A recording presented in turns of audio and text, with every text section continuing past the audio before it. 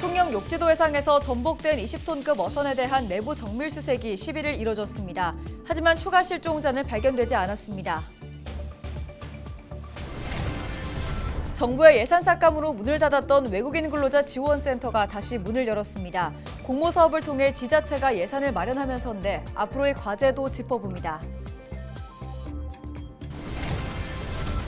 부산대 의과대학 교수협의회가 양산 부산대병원에서 의과대학 증원과 관련해 기자회견을 열고 대정부 대국민 호소문을 발표했습니다.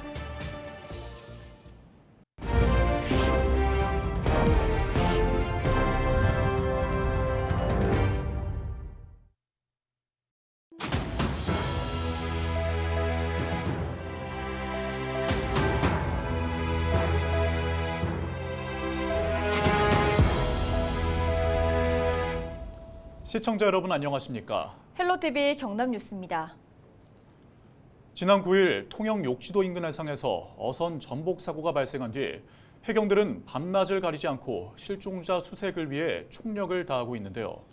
해경은 조업을 무리하게 한 것은 아닌지, 선체에 결함은 없었는지 등 사고 원인 규명에도 속도를 내고 있습니다. 전주현 기자의 보도입니다. 통영 욕지도 인근 해안에 떠 있는 배 한 척. 대형 크레인이 배를 끌어올리는 작업이 한창입니다. 지난 9일 오전 6시 40분쯤 통영 욕지도에서 남쪽으로 68km 떨어진 지점에서 20톤급 제주어선이 전복됐습니다.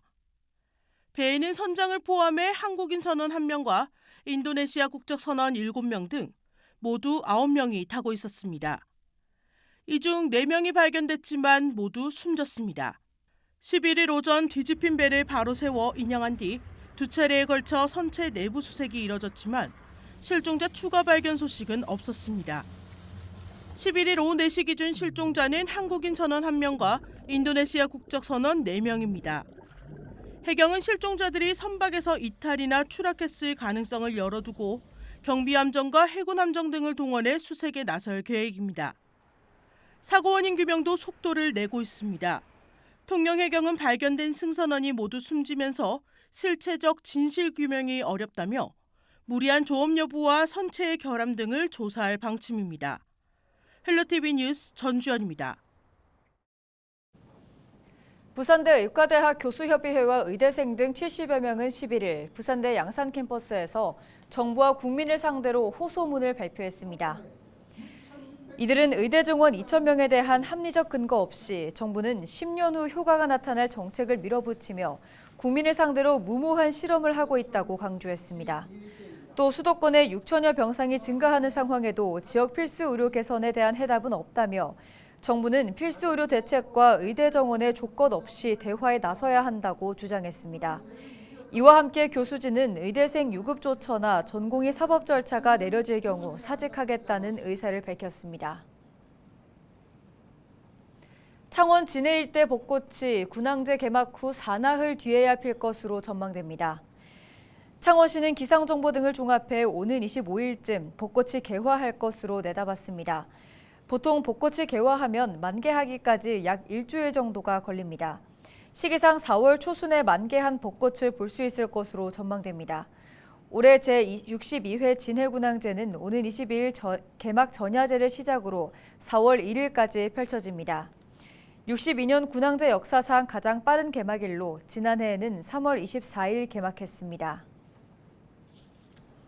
국민의힘 공천관리위원회가 11일 박상웅 예비후보를 밀양의령 함안창녕 선거구의 후보로 확정했습니다.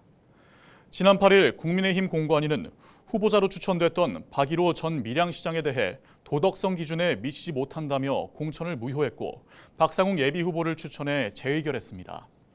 11일 열린 비상대책위원회에서 밀양의령 함안창녕 선거구의 새로운 후보로 박상웅 후보가 확정됐습니다. 공천이 취소된 박일호 전 밀양시장은 서울 남부지방법원에 공천 효력 정지 및 후보자 지위 확인 가처분 신청을 한 상태로 13일 심리를 앞두고 있습니다. 경상남도가 평일 운영 시간을 연장한 마산의료원을 찾아 재난관리기금 등의 지원을 약속했습니다. 박한수 경남도지사는 11일 마산의료원 현장을 찾아 비상진료체계를 점검하고 의료진들을 격려했습니다. 이 자리에서 박 지사는 이번 사태에 따른 비상대응에 노력한 의료기관에 대해서는 지자체 역량으로 재난관리기금 등을 지원할 수 있도록 하겠다고 약속했습니다. 지역 공공의료기관인 마산의료원은 전공의 집단행동이 장기화되면서 도내 의료 공백이 없도록 지난달 27일부터 평일 밤 8시까지 연장 진료를 하고 있습니다. 또한 지역 응급의료기관으로서 응급실 기능도 24시간 유지하고 있습니다. BNK 경남은행은 11일 창원시청을 찾아 지난해 제휴카드 적립금 1억 1,900여만 원을 전달했습니다. 적립기금은 지난 1년간 사용한 새창원 사랑카드 등 7종의 제휴카드 이용 실적을 포인트로 적립한 것으로 총 1억 1,910만 원이 창원시에 전달됐습니다. 창원시는 이 기금을 지역 현안 사업 등의 재원으로 활용할 계획입니다. 김해시 장유동의 가칭 장유신문초등학교가 오는 2025년 9월 개교합니다. 장유신문초는 특수 1학급, 유치원 3학급을 포함해 모두 42학급으로 1,100여 명 규모입니다. 2025년 3월 개교 예정이었지만 개교는 6개월 늦어졌습니다. 신입생들은 장유신문초에서 4km 정도 떨어진 2개 초등학교에서 1학기 수업을 받습니다. 경상남도 교육청은 인근 아파트 공사기간 연장으로 학교 용지 매입에 어려움을 겪어 공사가 지연됐다고 설명했습니다. 창원의 한 주택 마당의 텃밭에서 일하던 80대 농민이 농기계에 깔려 숨졌습니다.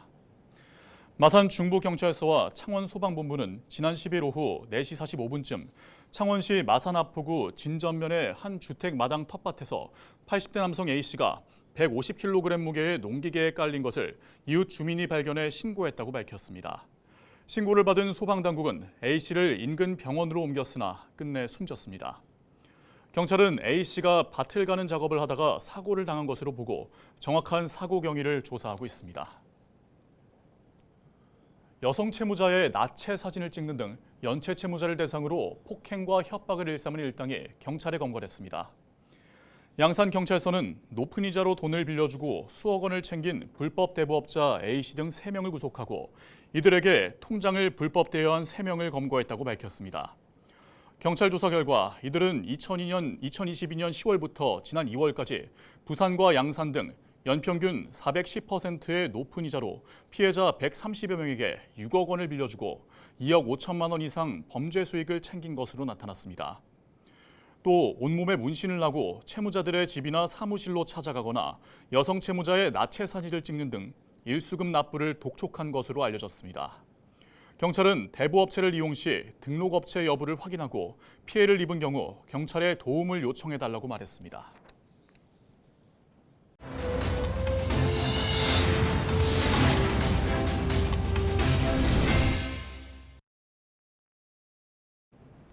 일손이 부족한 농촌과 산업 현장에서는 외국인 근로자들, 없어서는 안 될 존재들입니다.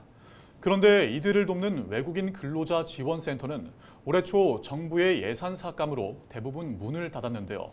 경남에서는 지자체가 공모사업을 통해 예산을 마련하면서 다시 문을 열게 됐습니다. 표영민 기자입니다. 창원 외국인 근로자 지원센터. 직원들의 상담 전용 휴대전화로 전화가 끊임없이 걸려옵니다. 2달여 동안 문을 닫았던 지원센터가 다시 운영을 시작하면서 전화 등 상담 업무가 재개된 겁니다. 지금 진주 상담센터에서 없는 바람에 지금 저희 센터 지금 첫 번째 먼저 열은 것 같다고 생각하시는데 지금 업무가 많이 집중으로 저희 쪽 많이 왔었습니다. 어제도 가물이 많이 오고 베트남, 우즈벡 많이 왔었어요. 정부 지원이 끊기며 지난 1월부터 문을 닫은 지원센터는 지자체의 노력으로 운영이 재개됐습니다. 고용노동부가 지원센터 운영 예산 4억 원 중 절반을 부담하는 외국인 근로자 지역 정착 공모에 경남도가 선정됐기 때문입니다. 도내에서는 창원을 비롯해 김해와 양산도 선정돼 오는 17일부터 운영을 재개할 전망입니다. 올해부터는 지원센터의 역할도 달라집니다. 기존 근로자 교육과 상담에 그쳤던 것이 취업과 주거 등 지역 정착 지원으로 확대됩니다. 과거에는 근로자 개념으로 봤지만 외국인 근로자를 지역 주민으로 받아들여서 우리 지역 주민들도 함께 이웃으로 할 수 있도록 저희들이 최선을 다하겠습니다. 풀어야 할 과제도 있습니다. 정부가 이번 공보로 지자체에 지원하는 예산은 최대 2억 원. 이마저도 3년 후부터는 지원이 중단돼 스스로 생존의 길을 찾아야 하는 것입니다. 지난해 11월 기준 경남의 외국인 근로자 수는 전국에서 세 번째로 많은 3만 3천여 명. 서울이나 경기도처럼 100% 자체 예산으로 지원센터를 운영하는 등이 대책 검토가 필요해 보입니다. 헬로티비 뉴스 표영민입니다. 헬로티비 뉴스에서는 총선을 앞두고 관련된 세대별 유권자들의 생각을 들어보고 있습니다. 지역을 떠나는 청년들, 또 소위 낀세대라 불리며 경제 허리 역할을 하는 중년들, 초고령화 사회 속에 늘고 있는 노인들은 각각 어떤 정책과 공약을 원하고 있을까요? 총선 털기에서 들어봤습니다.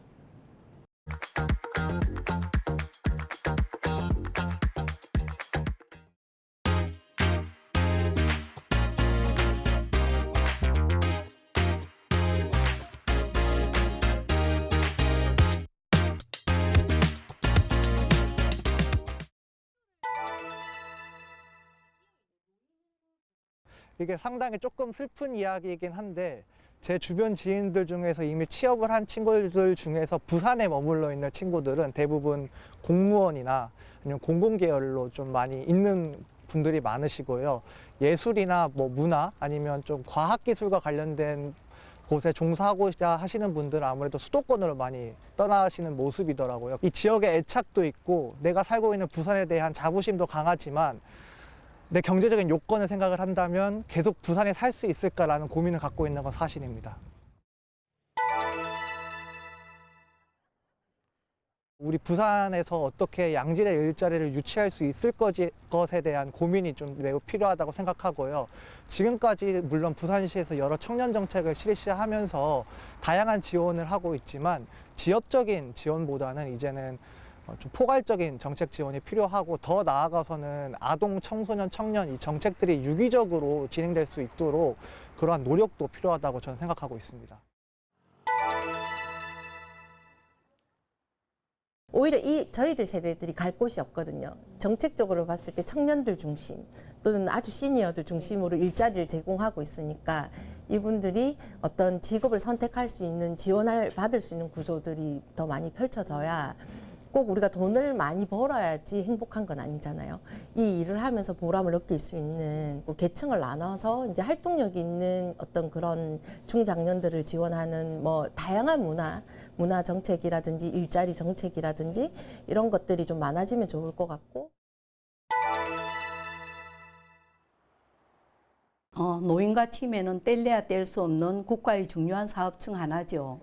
특히 치매는 노인들에게 진행되는 약화된 뇌 구조 때문이죠.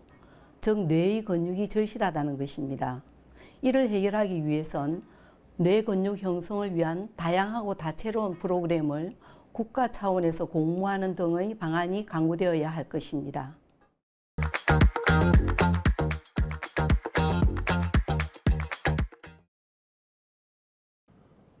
부산 분권운동 혁신본부가 11일 기자회견을 열고 시민들이 만든 총선 정책 의제를 발표했습니다. 시민 300여 명이 참여해 만든 정책 의제는 4개 분야 15가지로 자치분권 중심의 부울경 광역연합 추진, 교육자치도시 비전 선포, 2차 공공기관 이전 등의 내용이 담겼습니다. 이들 단체는 향후 각 정당과 후보들에게 시민 의제에 대한 입장과 공약화 여부, 실천 방안을 공개 질의하고 결과를 시민들에게 알릴 계획입니다. 진보당 부산 총선 후보 6명 중 노정현 후보를 제외한 5명이 사퇴를 결정했습니다. 진보당 부산시당은 11일 기자회견을 열고 야권 단결을 통한 1대1 구도로 현 정권을 심판하기 위해 후보 5명이 전격 사퇴한다고 밝혔습니다. 그러면서 더불어민주당 후보가 국민의힘과의 본선에 집중해 승리할 수 있도록 하기 위한 대승적인 결단이라고 강조했습니다. 연제구 지역구에 출마한 노정현 후보는 오는 15일과 16일 더불어민주당 이성문 후보와 여론조사 경선을 진행합니다. 이상으로 뉴스를 마칩니다. 저희는 언제나 지역민 여러분과 함께합니다. 시청해주신 여러분 고맙습니다.